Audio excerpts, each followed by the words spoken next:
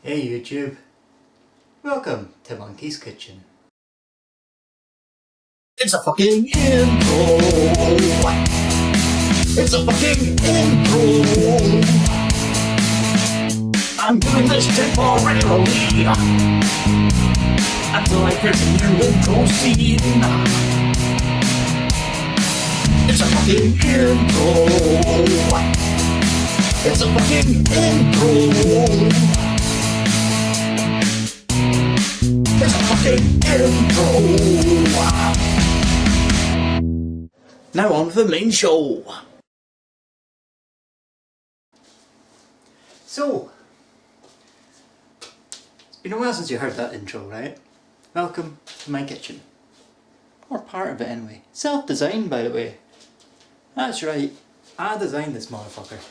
Me, not some professional. And it's pretty swank. However, that's not what I'm here to tell you about. I'm here to tell you about my problem. You see, I have a problem. It's a big problem. I've got a compulsion to buy the odd and the weird and the old when it comes to recipe books. My collection is vast. Overbearingly at times. I've not had a chance to cook anywhere near a fifth of these recipes. So, I figured, how can I do that? How can I cook these recipes? Fuck it. I'll come back to YouTube. Turn my channel into a cooking channel. I'll call it Monkey's Kitchen. So, I'm going to take all my cookbooks, put them into categories, and then start cooking my way through them. Generally a 3-course meal, where possible. And having people taste test and stuff, so you know it's not me saying, oh, this is fantastic, when really I'm puking in the corner. So expect me to come back. I was planning to do it this month. Circumstances say otherwise.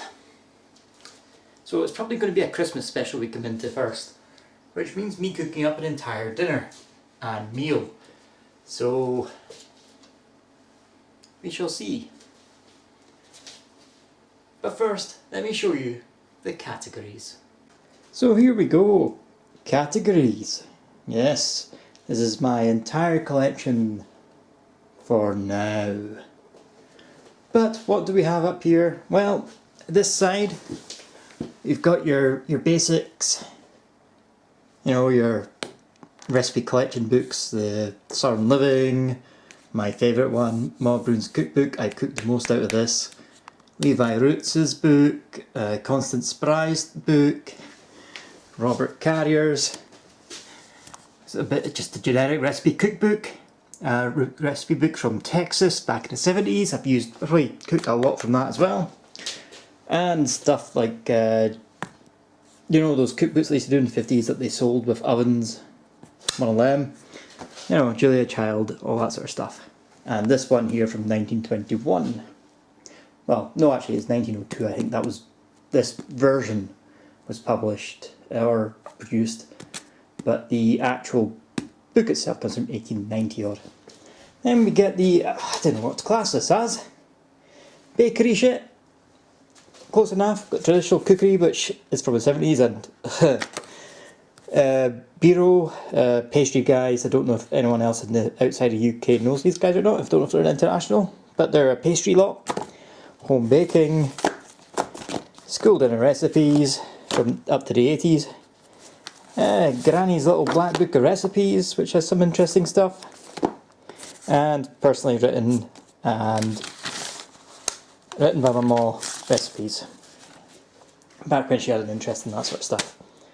You know, during the 80s and 90s. Then we get on to the interesting stuff. The ones I consider the most interesting probably out of the collection that are unique. Reluctant Hostess. Taste of Heaven. Which is all about, where did I put that other one? It should be in here.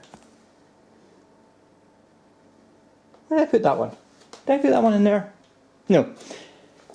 Taste of Heaven, which was written by a rabbi and someone else, all about various foods in the various faiths, mostly Abrahamic. Recipes from an old farmhouse. It is not conducive to recreating these because it's kind of storytelling more than recipe writing. Cooking with Columbo. More modern, but you know, fun. This one. Jane Warrington Ingram's recipe book, roughly 1800s, and this, I don't know if I can focus in well enough or not. Let's try. This is what I have to translate. Don't bother translating it in the book. So that one is a bastard, but you know, interesting. And this one I only recently got from my mum for my birthday. Recipes from the world of Tolkien. You know, interesting one to go through. I've not touched that yet. Then we get specialised, which I guess the faith one should have gone into. So you know, Italian speciality, Greek speciality, Hungarian speciality, honey cooking. There's a book missing from this collection, but I'll get it in a second. Cooking in the Scandinavian way, barbecue cookery, cooking in a bedsit. And for those that don't know what a bedsit is, it's basically a dingy little apartment, like a one room. You're lucky if you've got a bathroom apartment, which generally you don't have the ability to cook in unless you buy a hob. That's what that sort of thing is. Oh no, book lunch! Book lunch! No! Then we get this one, which is one I was looking for when confused. Lenten Fare and Food for Fridays, another religious book, all about, well, Lent and, you know, food around that time of the Catholic type. Interesting recipes in there. The Burns Night, that's specifically for specialised. That should actually be my specialised bit. This is, oh, it still is my specialised, what am I talking about? This is for Burns Night. The night that we in Scotland tend to celebrate Robert Burns, the poet, the bard. Taste of Greece, so Greek cooking. This one specialises in casseroles. It is all 100% casseroles from the 70s. That might be Vietnamese, and all about sweets. The other category we're going to look at, that I've got, is drinks. Home brewing, which I am set up to do. Cocktails, I bought this for a laugh. Cocktails, which, you know, I'm generally quite good at. And then, the book I forgot is one that's specialised entirely for bread. And then we have my own personal recipe book, which we might dip into now and again, but I don't plan to do it a lot. So yeah, those are generally my books I will be going through. Quite a lot, so lot to do on this channel. So there you have it. I'm going to be cooking a lot. Some of these recipes I might not be able to legally make anymore. Case in point, this has turtle soup, real turtle soup, not a mock turtle soup recipe.